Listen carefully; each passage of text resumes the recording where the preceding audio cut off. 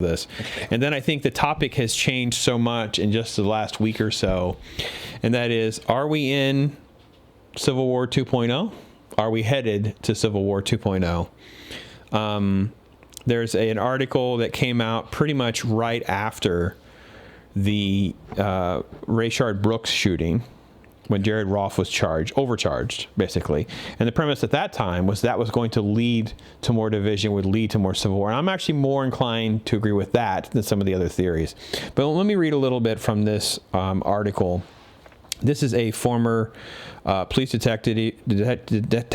Wow, that was awful. He did an interview after this. He says, "We're watching, unfortunately, sadly, a miscarriage of justice." So they're talking about him being overcharged.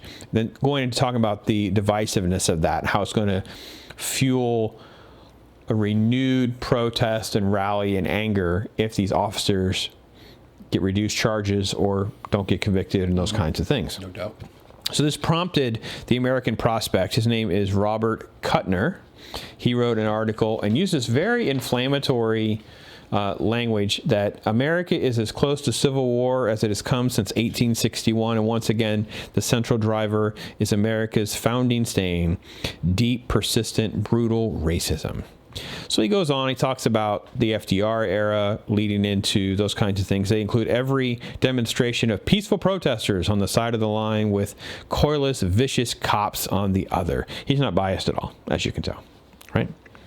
The fault lines include trench warfare between honorable leaders of our country's armed services who resist the illegitimate use, Trump's own efforts to command the military for an armed occupation of the country. And it just goes on bashing Trump and the White House and all these different things, leading us further and further down a civil war. Now, I wanted to stop there because I think that the protests, I don't even know what to go. So there are rallies, and then there are riots.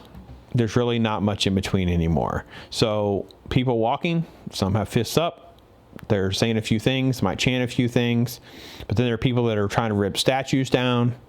There are the Tim Pool conspiracy theories about electoral college, where certain states have now got a compact that whoever wins the popular vote will get theirs, even if that doesn't align.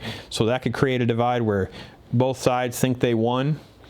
I am significantly less inclined to believe that's how it would come.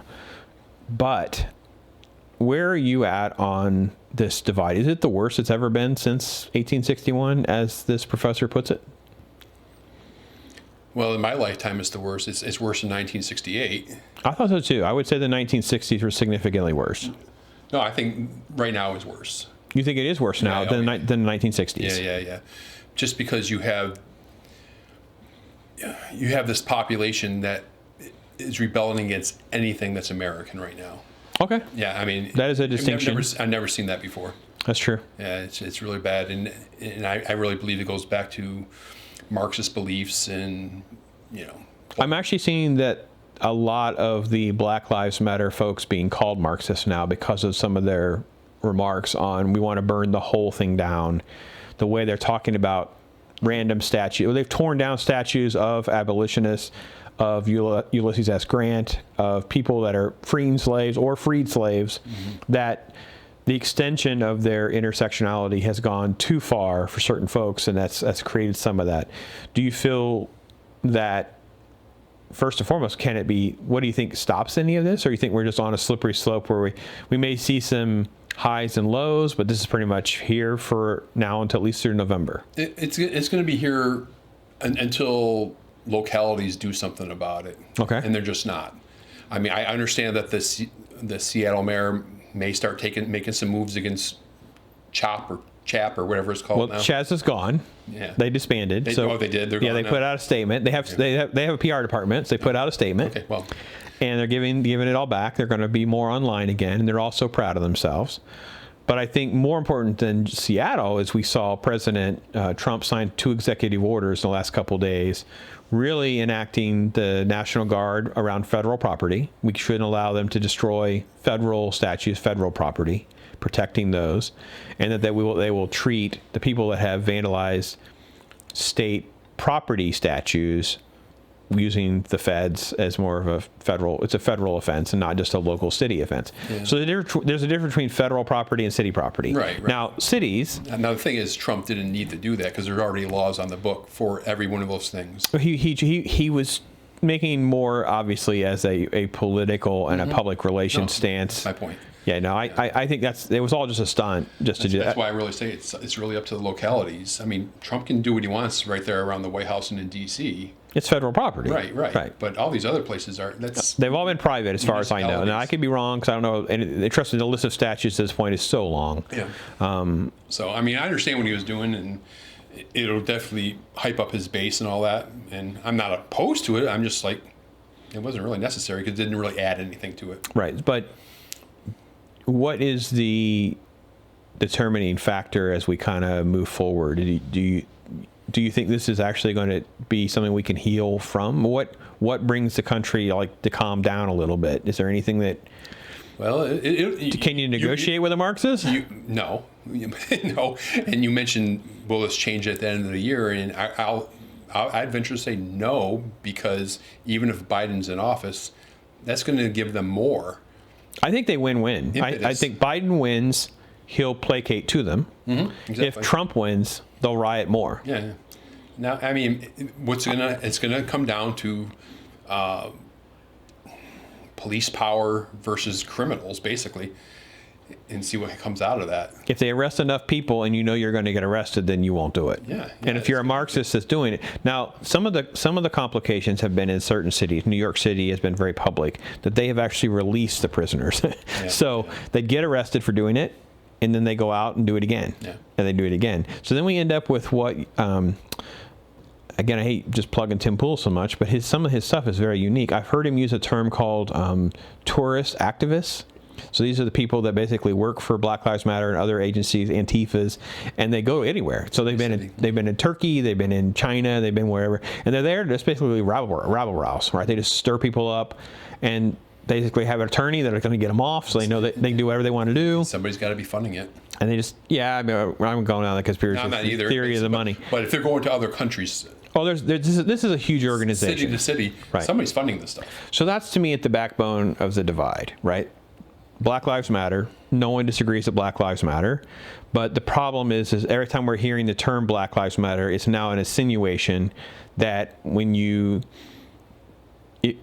saying I agree with Black Lives Matter, it's almost like to say, because I'm not showing that I do. I'm not treating everybody as equal. There's like a presumption being put into the slogan. Then there's Black Lives Matter, the organization, which has basically become a Marxist organization. I mean, most of their things on their site now are into tearing down the system, dividing families. Go to their website. There's an About Us where we've reported on this. I mean, it talks about transgenderism. I mean, it's just like all sorts of stuff that has nothing to do. Straight out of the playbook. It had nothing to do with George Floyd. Nothing to do with any of these cases. They're not mentioned by name.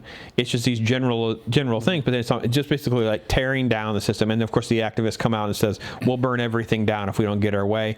Everyone asks, "Well, what is your way?" And he doesn't answer the question.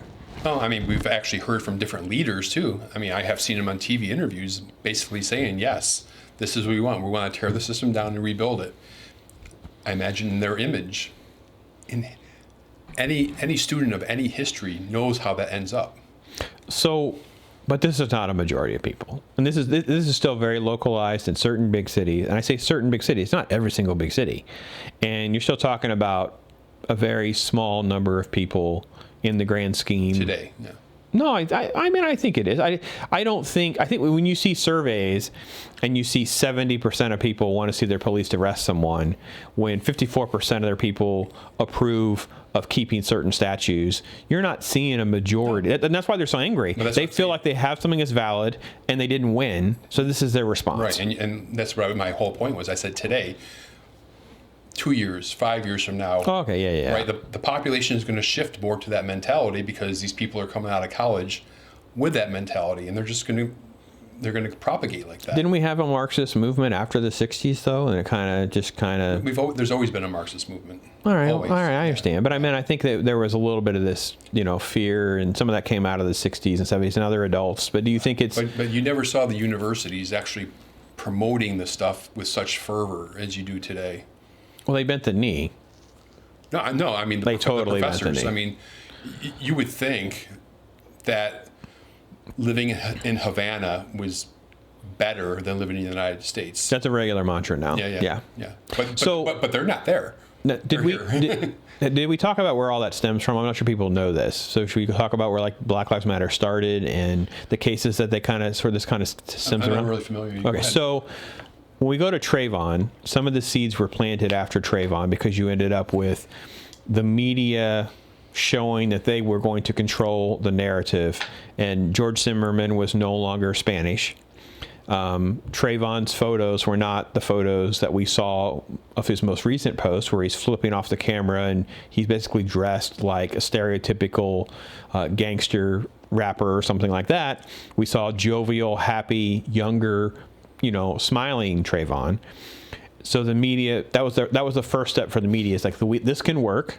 This gets us attention. It gets us clicks. It gets us ratings. Then we fast forward to Michael Brown. We saw the same tactics, right?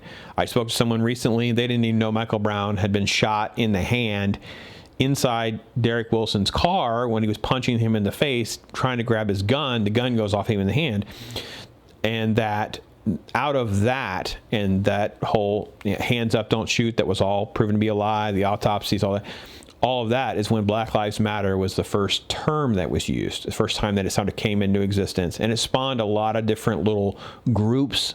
Mm-hmm. And one of those groups, I believe it was I think it was the year after, in 2015, it was the students at Missouri University. And they basically did the sit-in and the hunger strike to talk to the dean and the chancellor because they claimed they're being called the N-word. And this went on and on, nothing was happening. And they had a homecoming parade and they blocked the street. And I believe in the videos that I saw, we're talking about maybe 8 kids, 12 kids, hardly anybody. And they basically blocked the parade and he wouldn't get out of the car.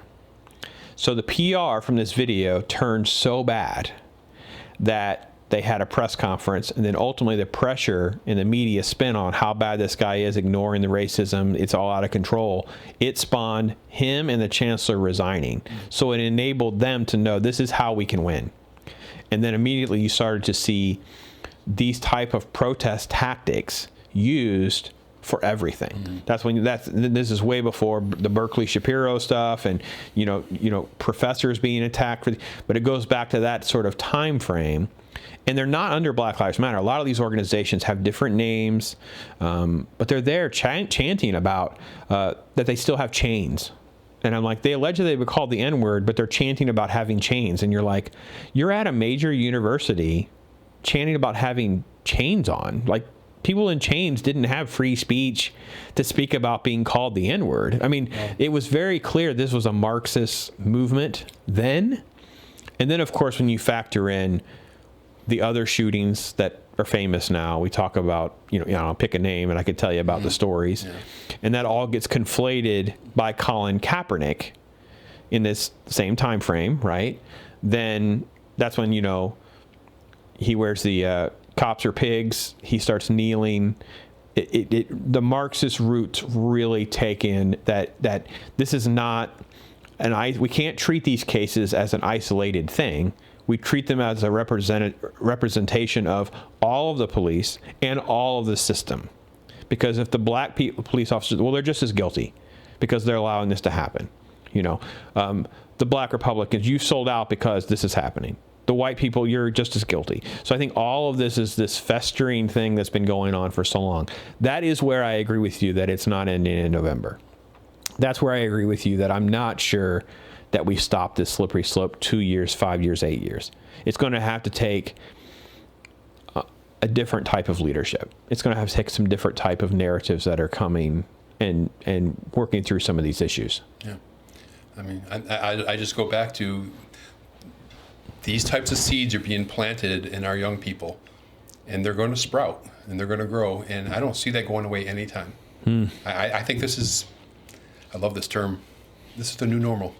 I hope I'm wrong. I do too. I don't really care for the new normal as being a thing. I don't think this is the idea that you can treat it this way. I think that it's a shame. I'm at the point now, and I'm going to say something ridiculously radical, so we'll get us in trouble. If this is true, in 2020, it's all a failure. It's all a disaster. It's just as bad as it was in 1619, as it was in 1865, as it was in the 1960s. It's all just as bad. Then basically, isn't that them admitting Martin Luther King was a failure? He's a complete failure. It didn't work. We don't have anything for these people. They're in chains, proverbial chains. Proverbial. I guess, right? Yeah, they're not physically wearing any, right. So I guess I'm just saying they feel as though they're still shackled and chained by our system. Right. It's an interesting way to look at it because they are in the United States. I mean, people are shackled in other countries. Absolutely. Yeah, so. Racism in Africa has never stopped. Yeah. The genocide in Africa has never stopped. It's in different countries, but it's never stopped. The Middle East is a horrible racist place. Ask people how China and the Koreas are towards black people, and tell me what it is about the American blacks that have it so bad compared to those countries. Yeah. It is shocking. Yeah. There was a story. You remember the story where Michelle Obama couldn't get off the plane? I believe it was in Turkey because she didn't have a shirt with sleeves. And they were afraid of how the racists were going to treat her. She would actually be in danger. It's been so long. I mean, we're talking like 2009. I mean, very early in the administration. It was just one random story that I remember us talking about during that time. And it was like, wow, I didn't know these countries. These are NATO countries. I did not know. I was so naive about how racist some of these areas of the world are. Oh, yeah, they're horrible. But, again, that's... This population that is promoting all this stuff have no concept of history, of geography, of political situations in other countries. None, zero. Wow. They don't. Yeah. And that's why they get this from whatever leaders they have, and we're just horrible. We're just horrible. Which, I grew up in the 70s. I was a teenager in the 70s. The way things are now with race relations is astronomically better. I agree. When I was a kid, it was not as good, not nearly as good.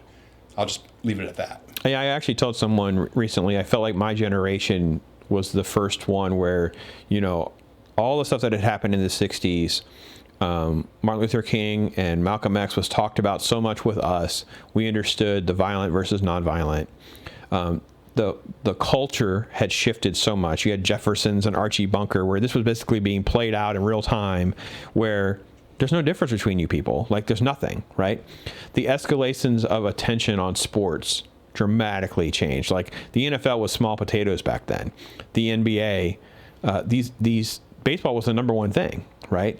There's a dramatically more prevalence of black athletes in the NBA and NFL that kind of came out of that. So we grew up in an era, my generation, the Gen Xers, where race has become like a non-thing. Now, maybe that made us complacent in certain cases and certain issues, but with the rise of the media and the rise of the internet, I think that now we're just seeing people get riled up over something and trying to conflate and make equal cases and stories that are not the same. We've talked about this briefly. We should not be trying to compare the circumstances surrounding Rayshard Brooks and George Floyd, for instance, the two highest profile. They're not even the same case. They're not even remotely the same scenarios, and that's the case on most of these cases.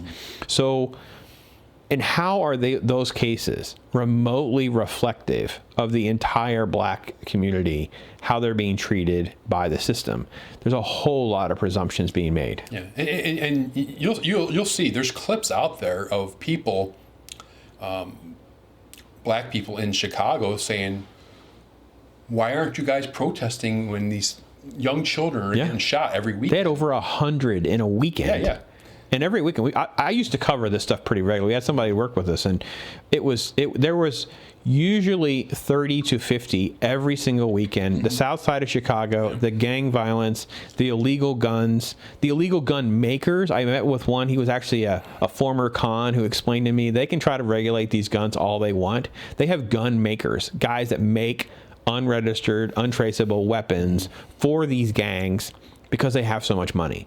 It's not going to stop until you get in there and actually take all this seriously. Yeah. And nobody gets arrested because nobody's going to talk. Well, even when they get arrested, nobody talks. They almost always walk because no one shows up. Yeah. So I'll throw one last thing because last time we talked about my recent binge watching of a whole bunch of westerns, and I covered a lot of these different westerns. As I was watching this, what hit me so much was how privileged I am. Like, life in the Old West that's just portrayed in movies. So that means it's 10 times worse in real life. It was so awful. Just the idea that they barely bathe. And then when they bathe, someone's bathed in that same water, probably multiple times. Someone has to pour hot water into the water so you at least have a warm bath, if you can afford it. That there's no communication. Like, you have no idea what's going on in the rest of the world. You have no idea what's happening. The fact that literally you could just have bandits show up at your farm and just have no control to fight them off because they literally have 5 guys and you're just yourself and maybe a wife and a kid or 2. I mean, it was just... It's not that long ago. No. It is not that long ago. This is crazy. Just the stories my dad used to tell me. Yeah. It was like, oh my God, you had it really hard. Yeah.